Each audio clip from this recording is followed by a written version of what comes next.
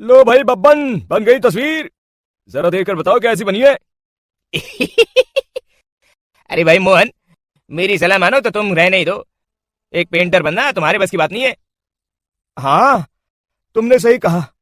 मुझे भी कुछ ऐसा लगता है। खैर, आज शाम की गाड़ी से मैं शहर वापस जा रहा हूँ। कुछ जरूरी काम आ गया है। शहर से वापस आने के बाद तुमसे मिलता हूँ। मोहन अपने घर के दरवाजे पर ताला लगा देता है और वहां से चला जाता है।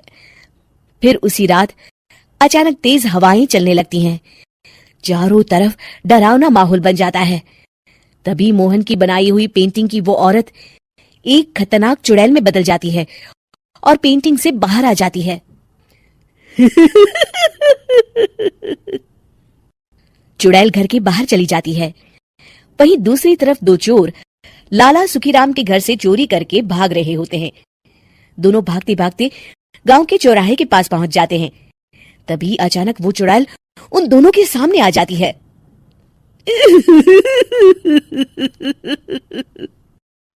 अरे मर गया रे, ये चुड़ैल कहाँ से आ गई? अरे मैंने तो तुझसे पहले कहा था कि आज अमावस्या की रात है। आज हमें चोरी नहीं करनी चाहिए। हाँ भाई बिल्ला, तुमने बिल्कुल सही कहा। जरा इसकी दाल तो देखो, कितने बड़े हैं। चुड़ैल उन दोनों की तरफ बढ़ती है। अरे चुड़ैल दीदी, तुम चाहो तो ये सारे पैसे और जेवर ले लो, लेकिन हम दोनों को कुछ मत करना। पैसे और जेवर के लालच में तुम इंसान बिकते हो, हम चुड़ैल नहीं। तभी चुड़ैल उन दोनों चोरों को पुतले बना देती है। मैं किसी को नहीं छोड़ूंगी, अब कोई मुझसे नहीं बच सकता।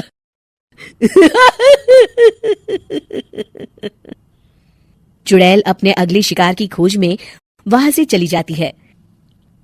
गांव की दूसरी ओर जाने पर चुड़ैल को हरिया, बिरजू और बब्बन दिखाई देते हैं। आज संडे है, आज कपिल शर्मा शो देखने का दिन है। जोर से बोलो। आज संडे है। मैंने नहीं सुना।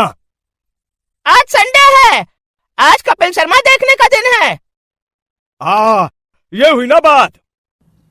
अरे ये कपिल शर्मा कौन है जो ये लोग उसे देखने के लिए इतने उतावले हुए जा रहे हैं? खैर, मुझे क्या, मैं अभी इन दोनों को मसाज चखाती हूँ। चुड़ैल तेजी से उड़कर उन तीनों के सामने आकर खड़ी हो जाती है।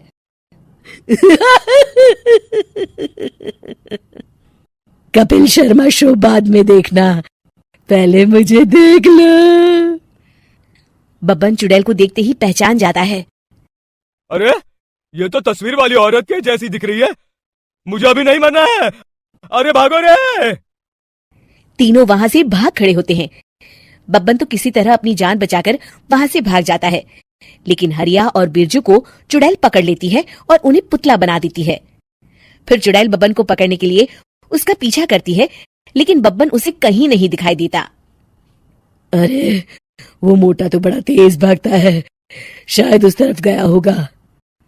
बब्बन एक दीवार के पीछे छुपकर बैठ जाता है और चुड़ैल उसके सामने से आगे निकल जाती है।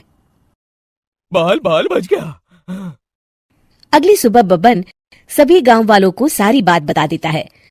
फिर उस चुड़ैल के डर से रोज शाम होते ही पूरे गांव में सन्नाटा छा जाता था और कोई भी अपने घर के बाहर नहीं निकलता था।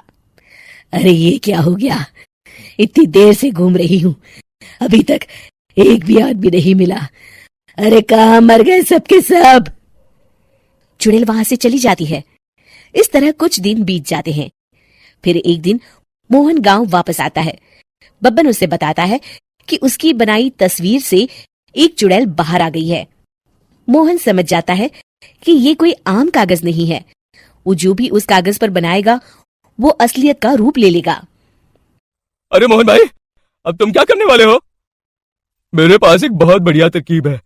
मैं इस कागज पर उस चुड़ैल की एक ऐसी तस्वीर बनाऊंगा जिसमें वो तपती धूप के नीचे खड़ी दिखाई देगी, और फिर जैसे ही सवेरा होगा वो चुड़ैल इस कागज से निकलकर बाहर चली जाएगी और सूरज की तेज धूप में जलकर राख हो जाएंगी।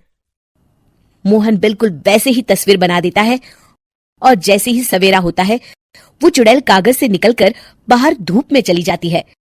और सूरज की गर्मी बर्दाश्त नहीं कर पाती और जलकर राख हो जाती है।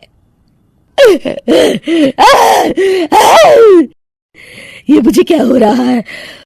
मैं सूरज की रोशनी बर्दाश्त नहीं कर सकती। मेरा पूरा शरीर जल रहा है। और इस तरह चुड़ैल के जलते ही पुतले बने सभी लोग पहले की तरह इंसान बन जाते हैं।